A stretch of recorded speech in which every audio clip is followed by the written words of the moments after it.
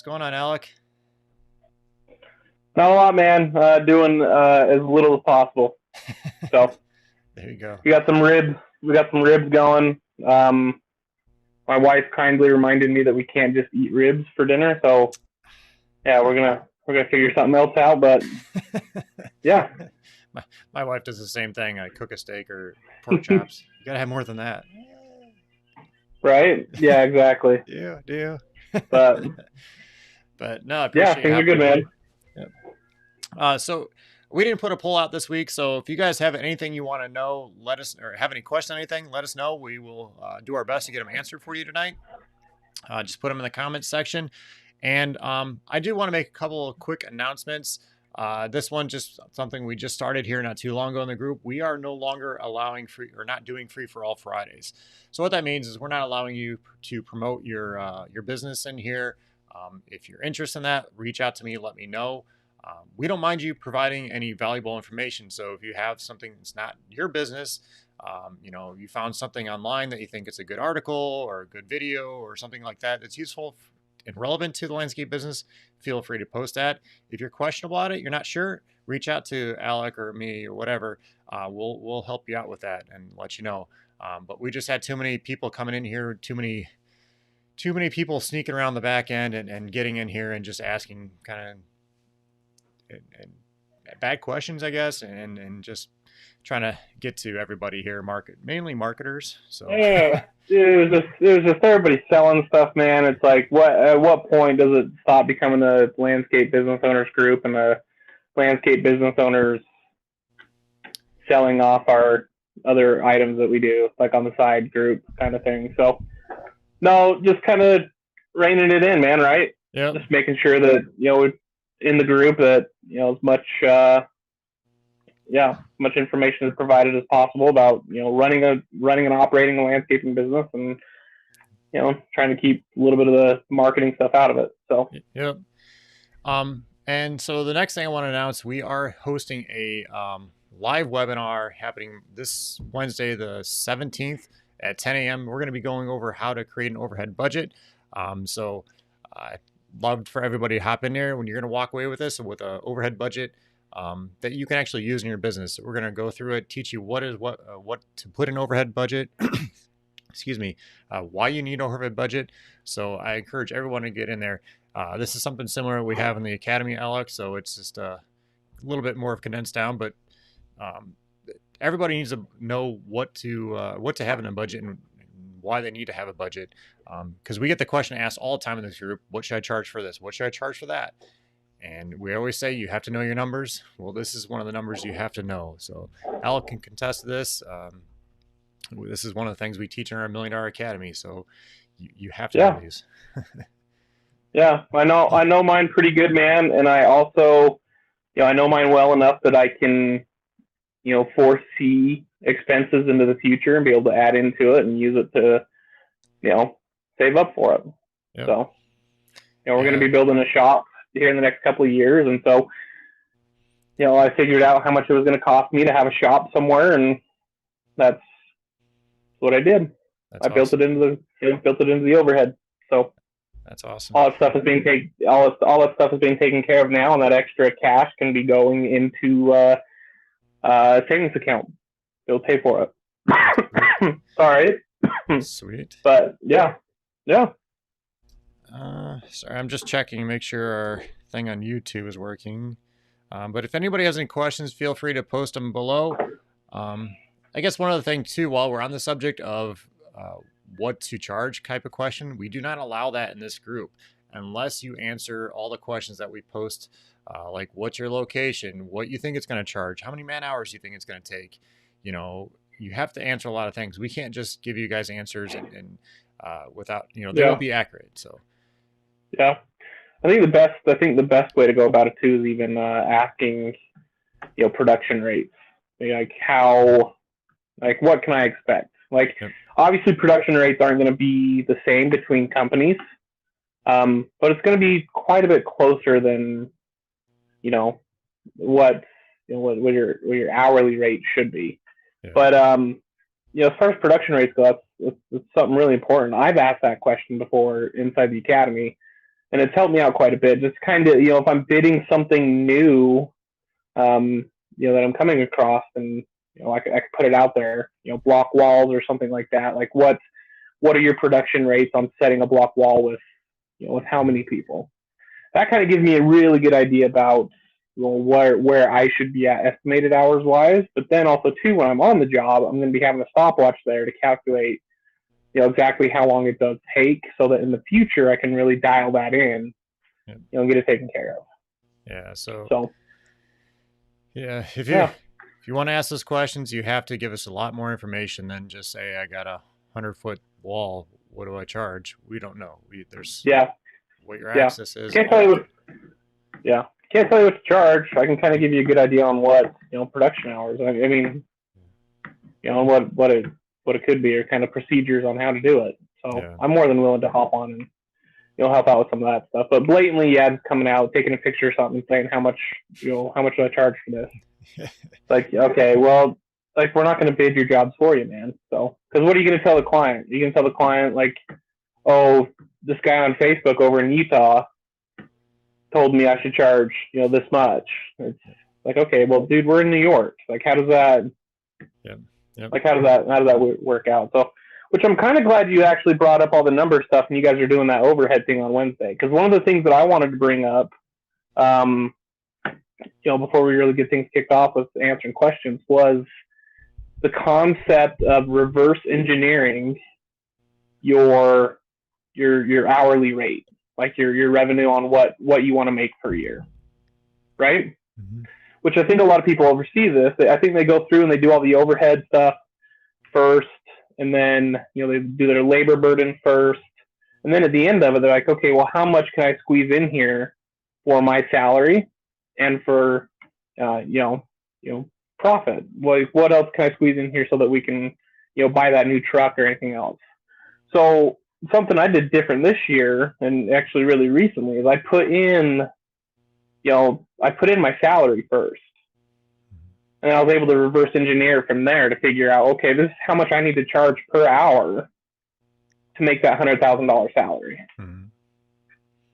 Yeah. And so, it helps out quite a bit working backwards from it, because then it's not so daunting when you finally find your numbers.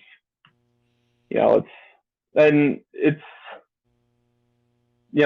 be shy about your salary either. All right, you're not going to be doing all this with all that risk and everything like that and only make $30,000 a year.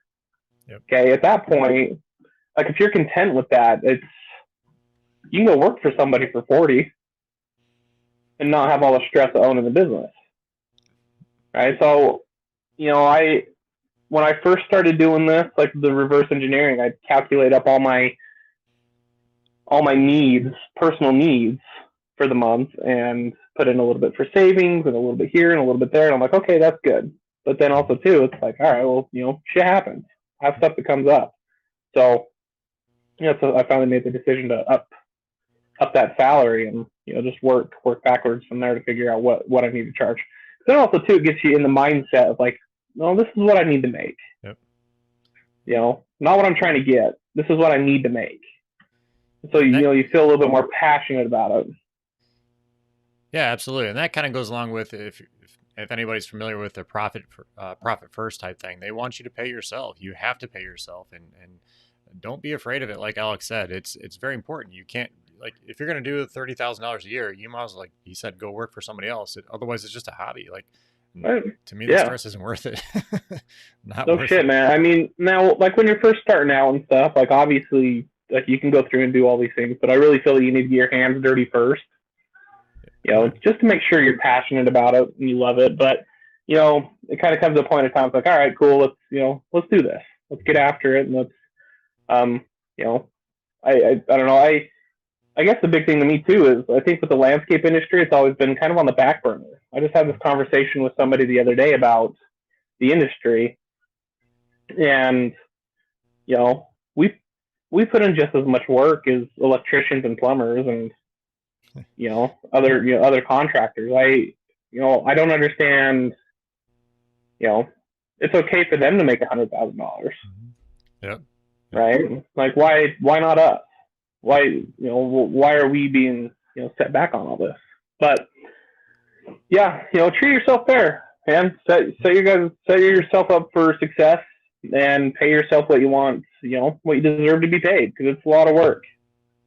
So So kind of on that note, Alec, and kind of going with the overhead budgeting type of thing, do you, on your overhead budget, do you include your salary in the overhead budget? Do you put it all? Do you split it? What do you do? I recommend splitting it, but what do you think? my my salary is 100% my overhead. Okay. So all profit that my company makes is that little pat on the back for having taking the risk of owning my company. Do you work in the I field? split it. Yeah, partially. So it's when I estimate a job, and if I know I'm going to be on that job, if I there's sometimes, man, where it's like, hey, well, I got to hop into Mini-X and do this, or we just signed on a big $80,000 job, and so I want to be there because there's a lot of technical parts to it, and it's not a bread and butter job, like just installing sprinklers or a random new construction home. So it's kind of a I think a lot of landscapers kind of have that showcase job every year, and luckily for us, it's right out the gate. So I'm going to be there. I'm going to help kind of direct it and set the rock work, help plan it, move some dirt around, play on the equipment and stuff like that. And obviously, too, I'm using it as a good opportunity for marketing through Instagram and Facebook. So I'm going to be going live quite a bit while we're on that job. So how I build that quote is, obviously my salary is covered through the overhead, but even after I talked with you about this, about building in some buffer hours on the job in case I can't be there. So if I plan on being there to set the rock work, obviously my overhead is going to take care of that as part of my salary. But if something comes up, or if I gotta, run down, and if I get an opportunity to bid another job like that, and that needs more of my time than being up there, then I need to be able to cover those hours for somebody else to be able to go up there and take care of it. Yeah. Yeah. No, that's so. Yeah, and I really feel it's I don't know, man. As owners, we do so much work. Even when we're on the job working, if our phone rings, we have to answer it. And something that I've really gotten through to my team too is I'm not done working like at the end of the day. So like I'll go pick up my kids from school and stuff like that, and my team knows like, okay, well he's not working right now, but I know damn well like if it's like 9 o'clock at night and I'm throwing a quote together real quick. Obviously it's my choice, but they know that comes up too. Or if I get a client that calls me on a Saturday, like I don't have to answer the phone, but I will. Yeah. And be able to talk to them there. But it's we deserve it, and since we're going to be on the job as well as taking care of all that stuff, let's just give yourself a salary and build it in. Yeah.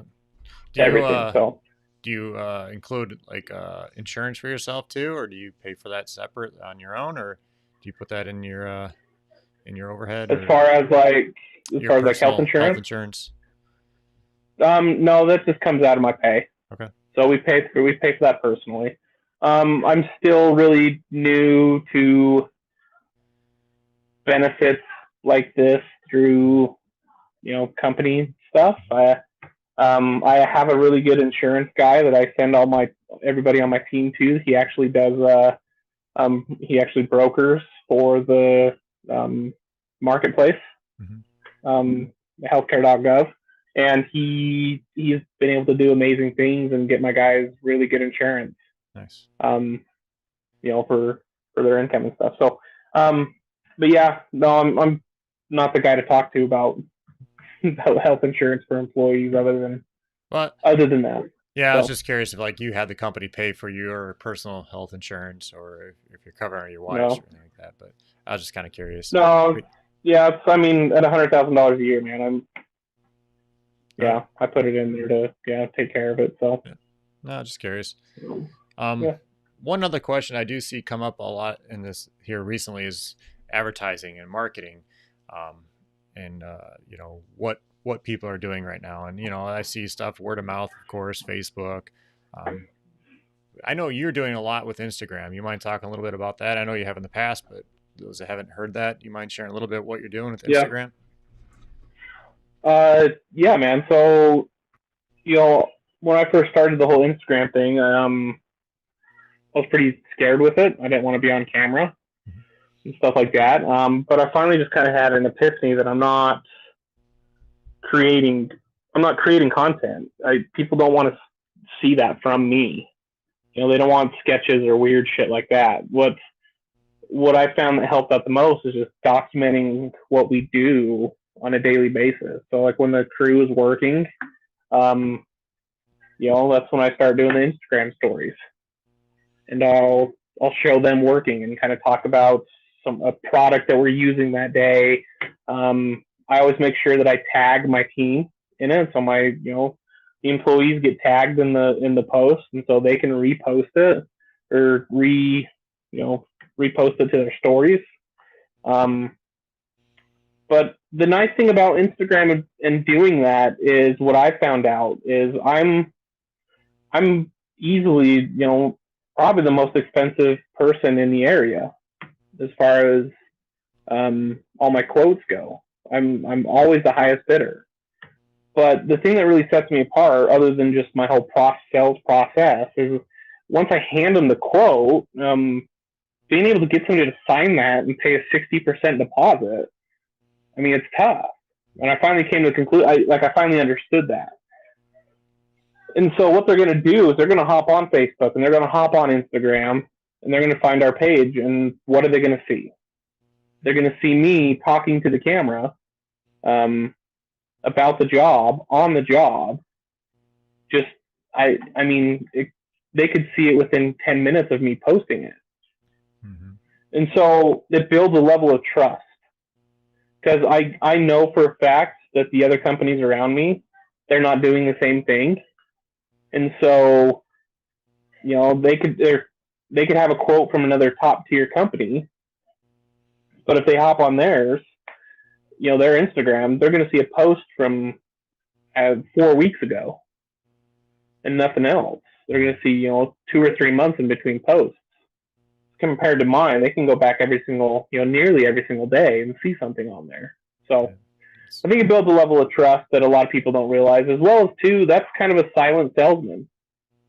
So, if you like I said, if you send somebody a quote and they're sitting there thinking, if they have 3 quotes in front of them and they're doing research on social media for all 3 companies, they can find a video of mine from 2 years ago. And I've had that happen before. They're like, oh no, I watched you do a video on the same thing that you want to do here. And they're like, no, we really like it.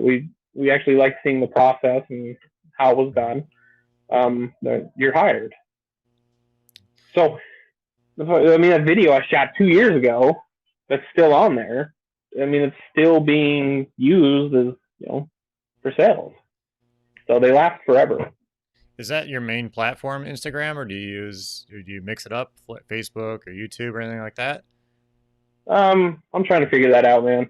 So, yeah, Facebook. I hate using Facebook, honestly, just because it's just every lead I've gotten from Facebook this year has just been complete bust. They're just tire kickers. Yeah. So as compared to all my Google leads, which I track all my leads, everything from Google and from local businesses has been like awesome. I mean, the closing rate is 80 to 90% if that's where they find me. So I know it's not a problem with like people on Facebook, going to my website and then still calling me. I know it's not like a problem with my content on my website, because if it was, then the people from Google wouldn't be calling me either. Mm-hmm. Right? Yeah. So to me, it's just my ideal client isn't scrolling on Facebook all day. Yeah, I'd love to hear what everybody else is doing too. Are you guys using Facebook? Are you using Instagram? Are you using TikTok? Whatever it is, let us know. I'd love to see what everybody else is doing. Have you started using any TikTok? Alec? I had to take it off my phone for a while until I figure it out because it's addicting. It is. It's stupid addicting. You know, you hop on at 9 o'clock after you put the kids to bed, and then all of a sudden, like, you look at your watch and it's fucking 2 o'clock in the morning. You're like, oh shit. Yeah. But I'll hop on every once in a while, and I follow a bunch of like landscapers on there. So I mean, kind of the way I gauge it is, it's I want to kind of think about how I want to approach TikTok, right? But I have like way too many irons in the fire right now with that stuff. I'd rather focus on Instagram for a minute and get that to a point where it's rocking and rolling. Instagram has the reels now too, so I don't know. It's kind of TikTok's kind of pointless in my eyes. So keep it on one platform. It's easier. Well, I mean, whatever makes it easier for you. So. Yeah, I agree with that because you can get crazy if you had to do 3 different videos of 3 different platforms. It can get stupid, and like we don't have time for that, especially spring around the corner. Yeah. You're not gonna have time for all that stuff. Yeah, and also too, it's one of those things where everybody like asks about marketing and advertising and all that stuff. So what they do is they try to put a little bit in everything, and it's such a terrible move because it's just you're not putting enough effort into one individual thing to make it worth it. So that's kind of the conundrum I have with Instagram and Facebook and TikTok. So, Facebook, I kind of see it more as a communication platform to my clients. Like, I'm going to start treating it more as, hey, we have this new product. Take a picture of the product. Call us when you want blah, blah, blah, blah, blah. As compared to like Instagram, I'm going to really use that to focus more on the job, things like that. Yeah. So with those stories every day, be able to up that stuff every day, update those things every day. So yeah, I agree. Makes it a little bit easier. I definitely agree with you. I try to focus on one thing. Yeah, and I've gotten so much work from Instagram. It's not even funny. And also too, not only just work from Instagram, but just the people that I've been able to meet through Instagram is absolutely incredible. I just had a conversation today with a lady in my area that she does gardening and like canning classes and things like that. So I build garden boxes. I don't have time to teach people how to fucking garden. All I do is I build them and I install them and I'm on to the next one. So, being able to find that resource through Instagram. Now we're going to have a conversation this week about how we can help each other out. There you go. So then I just met an influencer, and I've, if I get, 15 to 20 clients from her over the year, then, every year that's all just from reaching out to her and sending a message. Yeah, there you go. That's smart. It's a pretty powerful tool, but yeah, keep, Instagram and Facebook are free. To post every day. And if you're curious about marketing and advertising, okay, the first thing I'm going to tell you is, what does your social media account look like? Because if you're not posting every day, but you're still asking the question in the group of like, oh, what should I do for marketing? It's like, how about you post every day and see what kind of a difference that makes? Then get good with the hashtags and stuff like that. It's free. It's absolutely free. Yeah. I mean, I don't know, man. It just makes sense to me to, everybody wants a nice cheap option until it requires a little bit of work for standing in front of a camera. But I think free. A lot of with marketing, there's a lot of just trial and errors. Like you're going to try something and it may not work, but don't give up on it. Maybe tweak something, tweak the way you're saying it, the way you're wording it, how you do things. Don't just give up on it. So if you create one video today, you may not get a lot off it, but keep doing it consistently. That's the key. Yeah. Tweaking it. Well, and find people that do it successfully and look at their hashtags. Yep. Yep. It's so simple. And the nice thing is too, is like I said, don't treat the social media platforms as like, don't treat yourself as a content creator. You're not creating content. All right, just document. Just document the shit you do. People find it interesting. Yep. Okay, Mr. and Mrs. Ross down the street, that want a new patio in their backyard, about flagstone patios. Okay, they don't know jack shit about how to build a patio. So if they see you on Facebook or if they see you on Instagram building a patio and you're just documenting the processes, who do you think they're going to choose to put in their patio? Like, you taught them about that. So, and everybody in this group is extremely knowledgeable on procedures for landscaping. But I think it's like some weird special tickets that they need to create content. Just use the knowledge that you have and run with it. I mean, if you can take like an education standpoint, and take the education side of it. If you can, I don't know, if you're really good with video editing on your phone and you can like pop up a video real quick, like get some really cool shots of equipment running. If you don't want to talk into the camera, and if you don't want to like edit videos, go buy a GoPro, prop it up in the corner of the job site, and run a time lapse video. Yep, there you go. And post that time lapse video. It's you can cover an entire day and whatever it was, 2 minutes, 4 or 5 minutes, something like that. And there's your content. You're literally showing your clients the entire process of a job, and you don't have to touch anything. All you have to do is just post it. You're not talking into the camera or anything like that. And then the other part of that too is now you have a camera on job sites, so you can really track your productivity with your employees. That's true. That's true.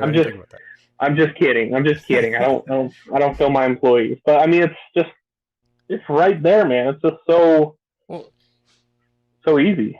Well, like you said, if you look at some of these people out there and they're doing really well on Facebook or whatever, Instagram, whatever it is, you start looking at what they're doing and how they're doing it and all the followers they're getting and all the work they're getting, replicate it, do your own thing and just do the same thing. They just like, I can't remember one guy's name, Sean, starts with a C. He does a lot of decks and stuff. Crap, I can think of his name now. Anyhow, let's bring up Matt Heiner from Heiner Outdoor Living over in Colorado. Yeah, that's a perfect example. Yeah. Now, what I've noticed too, is another thing. So I know people are going to go to Instagram and they're going to look at my page and they're going to see that I only have 500 and some followers. Okay, what I need you to understand is I'm not worried right now about the amount of followers I have, nor will I ever be. What I am worried about is the quality of those followers. Mm-hmm. So if you go through the people that follow me, you're going to see realtors. You're going to see my clients. You're going to see other business owners in the area. You're going to see, several other influential people around me that are following my page and that are watching my stories daily. Okay. And that's so much more important to me than, 50,000 followers. I could care less, because if you have all those followers, what's going to happen is, what is it? Can we safely say that 90% of them, or 95% of them, don't even know you? Yeah. Do you think they're going to refer your work? They might refer your work, but it's the 1% of people that follow you, actually, or people you interact with, and you have their cell phone number or something like that, right? So, it's again just kind of a quality over quantity thing, but and it's all free. So and just remember, you know your stuff, you know your work. So if you're nervous about being on camera, this is something I had to do my freaking self. I hate being on camera. It's getting a little bit better, a little more comfortable with it, but just keep doing it consistently. And your stuff. So when you're talking about your patio, explain why you're digging that depth and why you're using this type of base, and just start educating people. Don't worry about if your competitor is going to watch your video and worry that they're going to steal your ideas. This stuff's all available anywhere, so it doesn't matter. You're just more educating your clients, not your competitor. Who cares about your competitor? Don't worry about that if that's a concern of yours. You're not giving away any secrets. It's all available. It's all out there. So. I love it when people tell me I don't post it because it's proprietary. It's like, dude, you're a goddamn landscaper. Get over yourself. Yeah.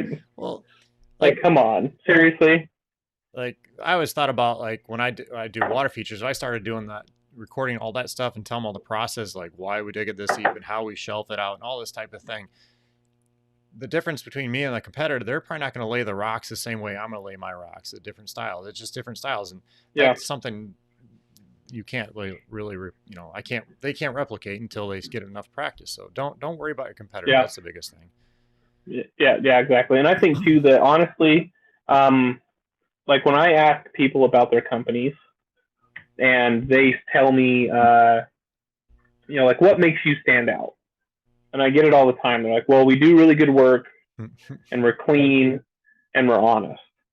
I'm like, okay, so in my opinion, it's such a bullshit answer because that should just be a given in the industry.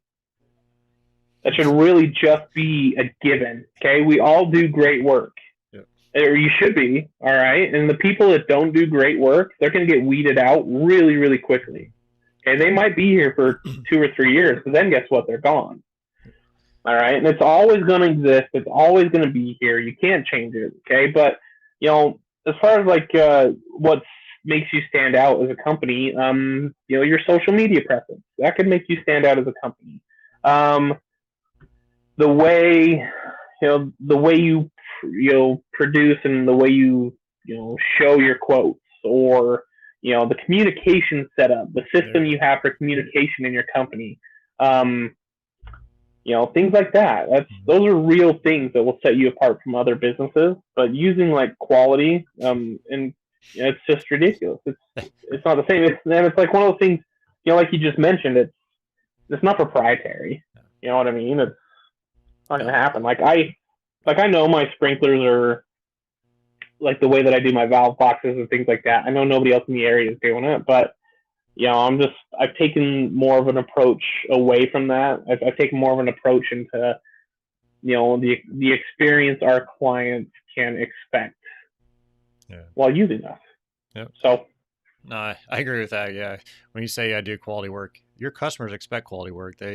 All the time. Yeah. If you have great people, they don't expect shitty people to show up on their job site. They expect good people. Yeah. So that's not a good thing. Yeah. You can say, I answer the phone. That's going to set you apart. How many people don't answer the phone? Just say that.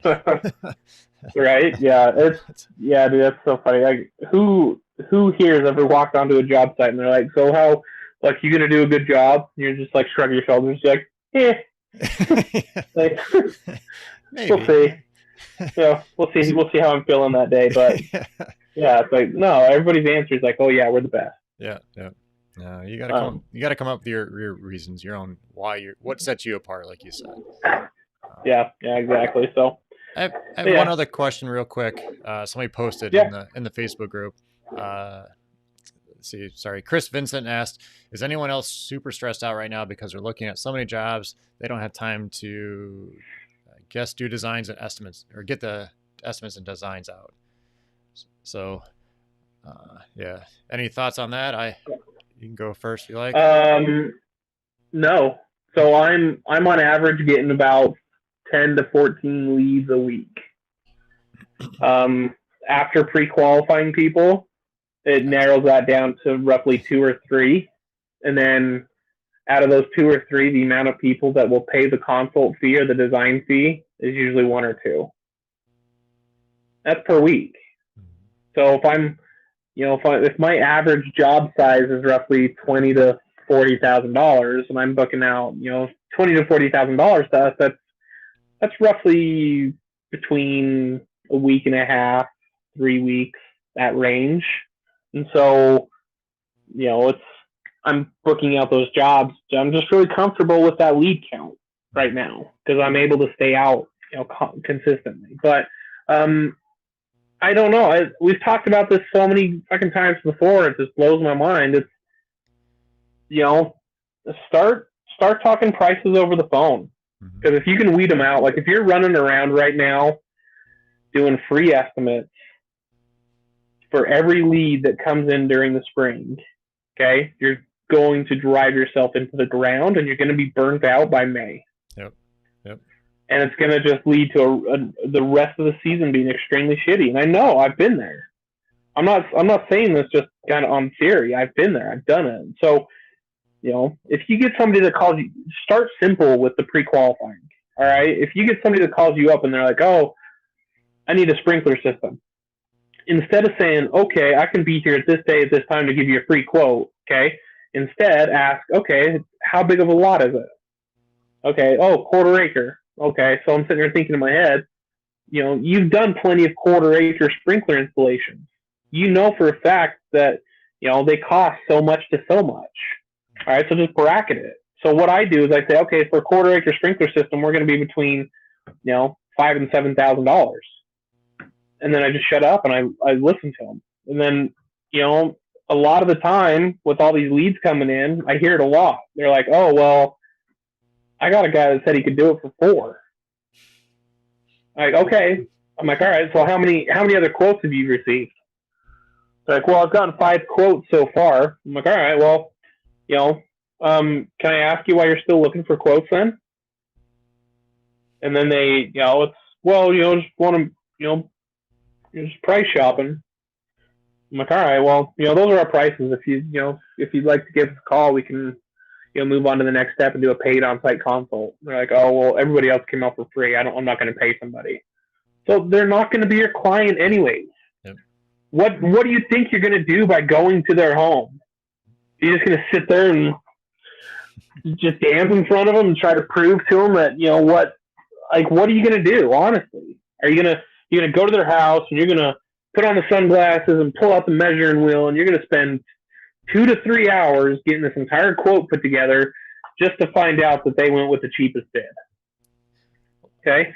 And maybe you're the cheapest guy. If that's the case, then you need to raise your goddamn prices. But it's just like, if you could eliminate, like, how, I can't even see it. How many people are watching right now, Scott? 4 shows. Okay, 4 of you. I want to know right now. All right, put it in the comments. How long does it take for you to go do a free estimate? Okay, put it in the comments. I want to know how long it takes for you to go do a free quote. All right, and none of this bullshit about region or things like that. Okay, because I thought the same thing in my company, and it's fake. All right, you're just buying into whatever BS somebody else told you. Okay, it's not a regional thing. You can do this. All right, but I started calculating it up, man. And if I was getting 15, if I was getting 10 leads a week and I was converting 2 of them, right, but I was still going out and giving free estimates to every single person. And let's be super conservative with this. Let's say that it took me 2 hours for each one. Okay, what's 2? How many hours is 2 times 10? 20. 20. Yep. 20 hours. It's 20 hours I was driving around just putting on a show, and I only signed on 2 people. Yep. So why would I waste my time? Why not figure out a way to eliminate 8 of those people over the phone? Yeah. Okay? Well, you start putting a dollar amount to that, what you're worth. If you're $100 an hour, that's $2,000 right there. You just threw out the window because you're not getting that. It's not worth it. Not even that, man. And it's not even like a money thing. Like, really, when you think about it, okay, if you're at that point where you're running around doing estimates all day, I'm going to assume that 50% of those people are also working in the field. So you wake up at 6 a.m. and you go to work, and then you get done working at 5 p.m. Okay, let's average it. Everybody in the landscape group says I want to work 14 hours a day. I work 14 hours a day because I'm cool. Okay, but you wake up at 6, you get done working at 5. Then where are you gonna go?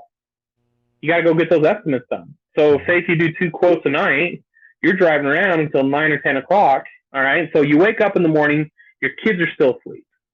You go to work all day, and you don't come home at 5. You don't come home and you don't cook dinner because you got to go do those quotes. Yep. Okay, and then you come home at 8 or 9 o'clock. Your kids are in bed. Stop being a goddamn monster and thinking that you're doing something good for your family by working so hard, and just stop the nonsense and be able to help raise your kids. Yeah, I agree. I mean, unless you're single and you want to go out there and that's just what you want to do, go for it, man. All power to you. Go out there and hustle and get it. Okay, but I'm going to assume that a lot of people on here have kids, and they don't, between them, everybody who has kids and they go out and do all these free estimates like this, okay, between the months of March and, September, their spouses know that they're just not going to see them. Like, what's the Yep. point? Like, what are you working for? Is that what you're working for? Is that $30,000 a year salary? Like, tell me that's worth it. One thing too, I think when you said when you stick to your prices, this is where it goes back to knowing your numbers because if you know how low you can go, when they say I got the bid for 4 grand, you're at whatever 7 grand, I can't go to that. Like it won't work for me. You Yeah, know your bottom dollar. yeah, So yeah, that's key. exactly. I don't know. That's key. If you realize that you're bidding out sprinklers at $600 a valve, but it costs you like 620 to do it, like, are you still going to bid it at $600 a valve, knowing that you're going to lose $20 per valve to do it? Yep. No, no, Yeah. it's not. Yeah. But all right, Scott, I got to go pull Yep. some ribs out Yep. of the oven, which I told you about this, but I appreciate you guys. Okay, that was Yep. my final rant for right now. But seriously, just stop. Okay, just stop the madness and sit down and figure something out. Join the live webinar. When is it, Scott? Wednesday. Yep. Wednesday. Yep. Wednesday, Okay, 10 a.m. hop on Wednesday. Figure out what the F overhead is. Okay, and figure out how much you want to pay yourself, and just get it done. Yep. So, Absolutely. All right, man. Thanks, all right, Alex. guys. Go See ya. enjoy dinner. See ya. All right, guys. Let me get back to normal screen here. So yes, Alec was talking about we are doing a live webinar on creating an overhead budget. So if you're interested in doing that, I recommend you head over to milliondollarlandscaper.com/overhead. It's going to be a live event. You do have to register for it. We're not selling anything on this. We want you to walk away with an overhead budget you can actually use in your business the very next day. And these are the numbers you need to know in order to create those accurate estimates. So we're going to set you up. So I encourage you to bring your P&L statements. If you have some for the past 3 years, if you have some for 1 year only, or you haven't been in business at all, this is your first year, come in. We'll help you try to figure out based on what you're going to do.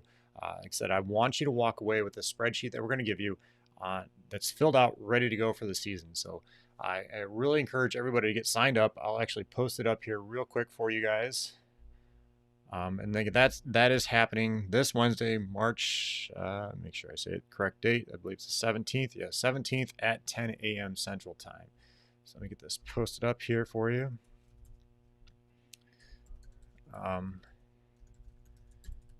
Excuse me one sec.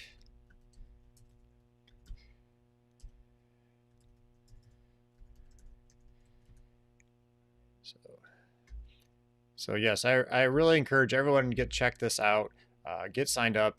It will be something that will definitely help your landscape business. And it's a free event. The other thing I want to let you guys know is we do have a webinar coming up on the 23rd. I believe that's at 6 p.m. I'm sorry, I got so many things going on this month. Let me make sure I get the correct date for you. So we have, yes, the 23rd at 6 p.m. Central Time.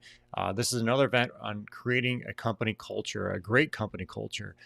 We're going to be joined by Daniel Dixon of Automate Motivate, and he's going to be hopping in here and going over tips and tricks on how to develop their company culture. And he's also going to be going over an app they have called Automate Motivate. It's a really awesome app. It's really reasonable price that you can use to reward your team for doing that great work.